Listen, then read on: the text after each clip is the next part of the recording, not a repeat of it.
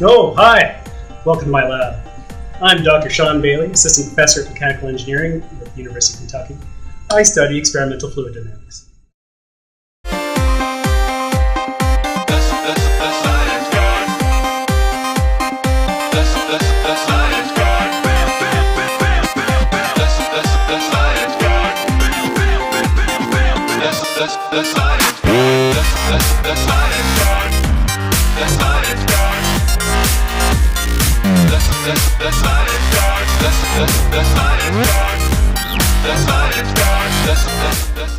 The way the hot wire works is you heat this thing up. So you heat this wire up, and then what you're really measuring is the amount of current that it takes to keep this thing at a constant temperature. That's the constant temperature anemometry. So if you get more air blowing over it, more fluid blowing over it, there's more cooling, you need to pump in more current. All hot wire anemometers start out the same, with a voltage source. This voltage source feeds current through a voltage divider. A typical voltage divider consists of 4 equally valued resistors. Each resistor drops the voltage the same amount. So when you place a voltage gauge across the nodes as shown in the diagram, the voltage will read 0 if all 4 resistors are the same value. If we replace one resistor with a hot wire in a fluid field, as fluid moves across this wire, it removes heat and thus changes the resistance of the wire. We then can read a voltage difference between the nodes shown in the diagram. We can calculate the fluid velocity moving through the fluid field. Velocity for the hot wire probes. The Pepido probe is really good for measuring mean velocity, but it has zero response for measuring turbulence, so it has no capability of measuring fluctuations. The hot wire probe has very good ability to measure those fluctuations.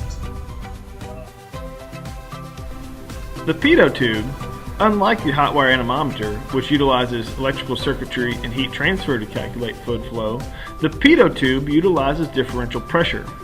How do we get these differential pressures? Well, first we take a look at how the pitot tube is built. The pitot tube consists of 2 concentric tubes, an inner tube and an outer tube. The outer tube is used to measure the static pressure of the fluid.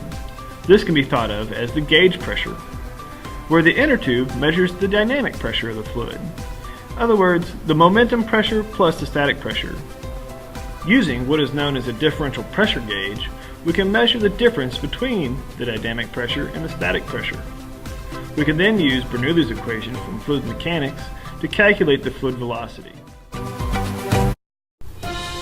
This just in, I have breaking news. The Air France Flight 447 has crashed due to a failure of piloting and inaccurate measurements of the pitot tubes.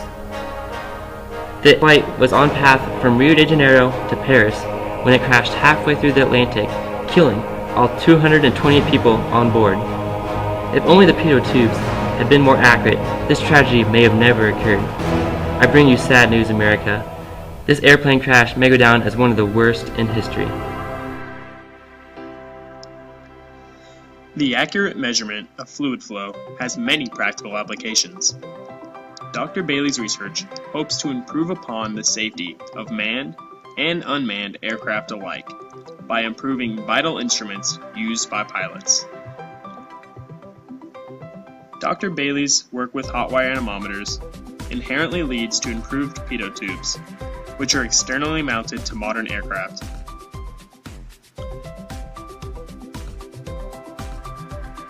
With future hot wire research, Dr. Bailey and the fluid dynamics community hope to give pilots the most accurate data possible so that crashes, such as that of Flight 447, never happen again.